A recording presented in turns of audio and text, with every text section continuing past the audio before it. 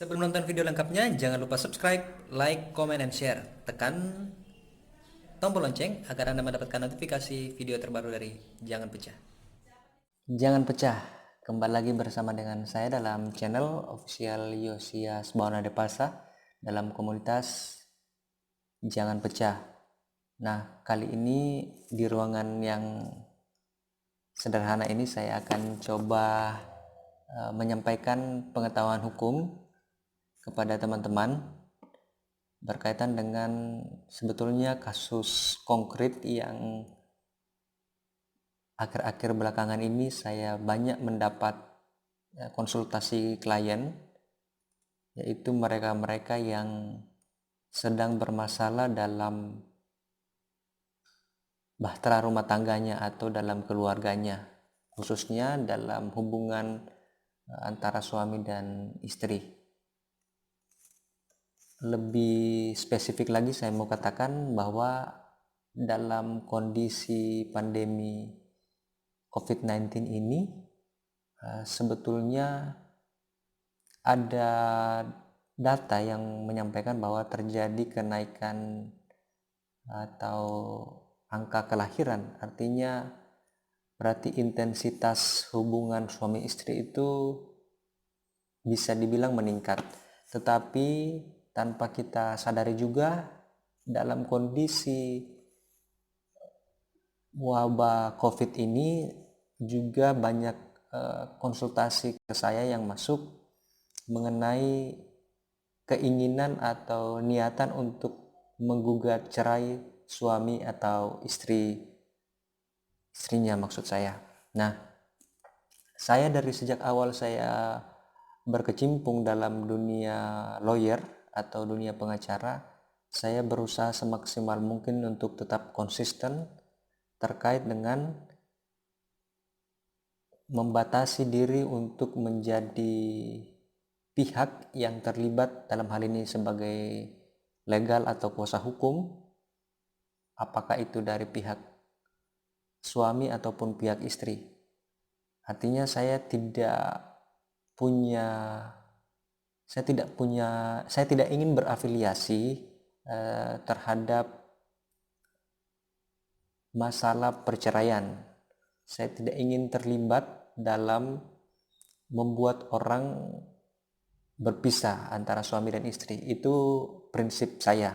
Tetapi bukan berarti karena itu yang menjadi prinsip saya, lantas kemudian tidak ada aturan hukum yang mengatur mengenai perceraian. Tidak sama sekali ya.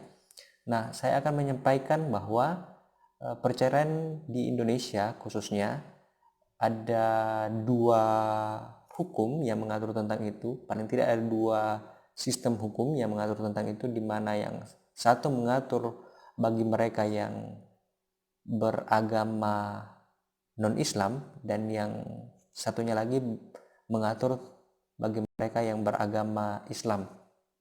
Nah, tentu dengan aturan hukum yang berbeda. Nah, kembali lagi saya mau menyampaikan bahwa konten ini saya buat bukan untuk membuat terang prosedur atau tata cara melakukan perceraian, tetapi saya mau memberikan gambaran dan mengedukasi bahwa perceraian itu diatur secara hukum, artinya ada sarana atau prasarana hukum yang diberikan bagi kalian atau bagi mereka yang punya persoalan dalam hubungan perkawinan. Tetapi yang menjadi inti dari konten ini, saya ingin menyampaikan bahwa perceraian itu dibenci oleh Tuhan, sehingga saya tidak punya dan saya juga, maksud saya berkewajiban untuk menyampaikan bahwa perceraian itu tidak boleh secara keyakinan ya, tetapi secara hukum tentu itu ada jalurnya. Nah, baik teman-teman yang menyaksikan video ini, saya ingin menyampaikan bahwa dalam undang-undang di Indonesia tentang perkawinan, yaitu Undang-Undang nomor 1 tahun 1974 tentang perkawinan, di sana memang diatur mengenai syarat-syarat untuk melakukan perceraian, dan itu bagi pemeluk agama non-Islam. Jadi ruang untuk melakukan atau mengajukan gugatan pun juga berbeda.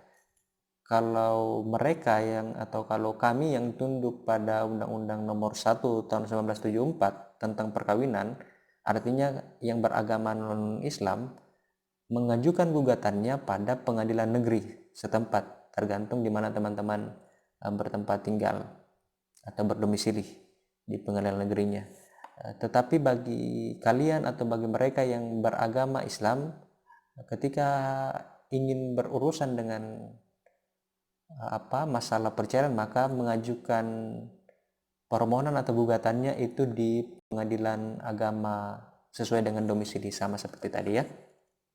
Nah, tentu ada pengecualian bagi kalian mungkin yang berprofesi sebagai pegawai negeri sipil atau ASN, aparatur sipil negara. Tentu ada pengaturan yang khusus untuk kalian bisa melakukan perceraian, tapi saya tidak akan dalami ke situ karena itu membahas tentang disiplin pegawai negeri sipil.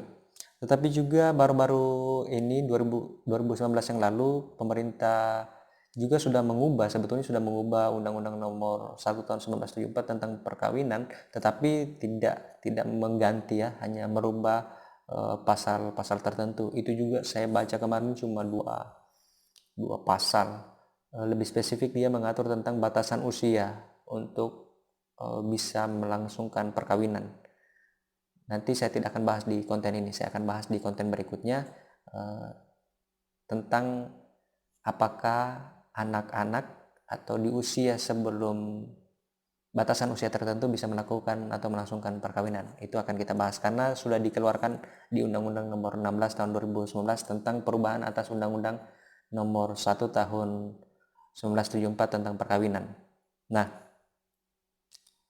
itu. Jadi kita dapat ilmunya bahwa perkawinan di Indonesia ada dua sistem ya, sistem non-Islam dan sistem Islam. Artinya secara pengaturan, secara regulasi. Nah, berbicara tentang kasus konkret yang sempat saya sebutkan tadi di awal, bahwa beberapa akhir hari-hari belakangan ini saya banyak mendapat ajakan konsultasi terhadap klien yang punya rencana untuk mengajukan gugatan kepada suami atau istrinya, pada teman-teman juga sih. Tapi saya mengatakan bahwa lagi-lagi saya tidak mau terlibat dalam urusan rumah tangga kalian yang kalau tujuannya adalah untuk memisahkan, tetapi saya bisa ikut terlibat karena ini agak jauh juga, kemudian lagi kondisi wabah, jadi saya tidak bisa ke tempatnya, tapi saya akan bantu jika itu di luar tujuan untuk mengurus supaya cerai. Tetapi ketika ada persoalan-persoalan lain di dalam, seperti misalkan ada tindakan kekerasan dalam rumah tangga, itu bisa saya bantu, tapi itu pun juga terbatas. Lagi-lagi saya berharap keterlibatan saya bukan untuk melanggengkan perceraiannya, tetapi untuk bisa menjadi pihak supaya masalahnya tidak melebar. Lagi-lagi saya tidak akan masuk kepada inti perceraiannya. Saya sampaikan seperti itu kepada beberapa teman yang menyampaikan niatannya untuk menceraikan suami atau istrinya. Nah,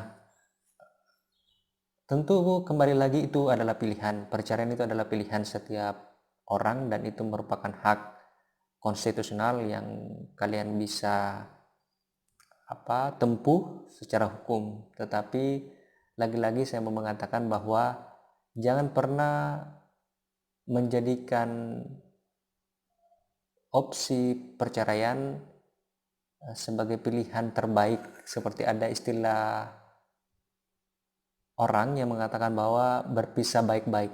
Kalau baik-baik seharusnya tidak berpisah karena banyak dampak di sana. Kemudian juga teman-teman yang diskusi ke saya, konsultasi ke saya secara hukum, itu sudah mempunyai paling tidak satu orang anak, sehingga kerugian yang akan dialami dari perceraian itu bukan hanya kerugian antara istri dan suami itu, tetapi juga untuk anak. Ada bahkan yang sudah punya sampai 3 anak yang konsultasi ke saya. Saya sampaikan bahwa sabar, doakan istri atau suamimu, dan kita terus berharap bahwa salah satunya atau kedua-duanya bisa berubah dan kembali mesra lagi seperti awal kalian memutuskan untuk menikah. Sekira itu ya pesan dari saya. Saya bukan tidak mau membantu dalam hal persoalan hukum, tapi saya tidak akan pernah membantu untuk melanggengkan perceraiannya, tapi saya akan mencoba membantu supaya memberikan masukan supaya perkawinan itu terus dipertahankan, dan ketika sudah di luar itu saya tidak akan masuk lagi.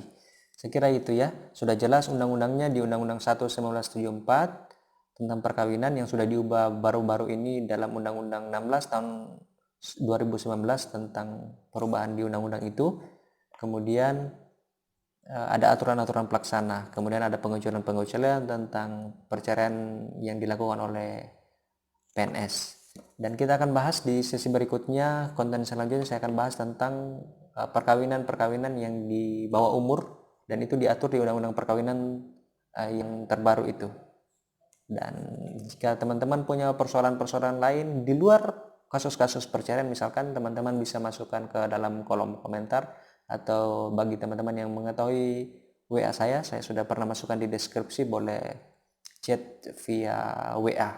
Saya kira itu, terima kasih atas atensi Anda untuk menyaksikan video ini.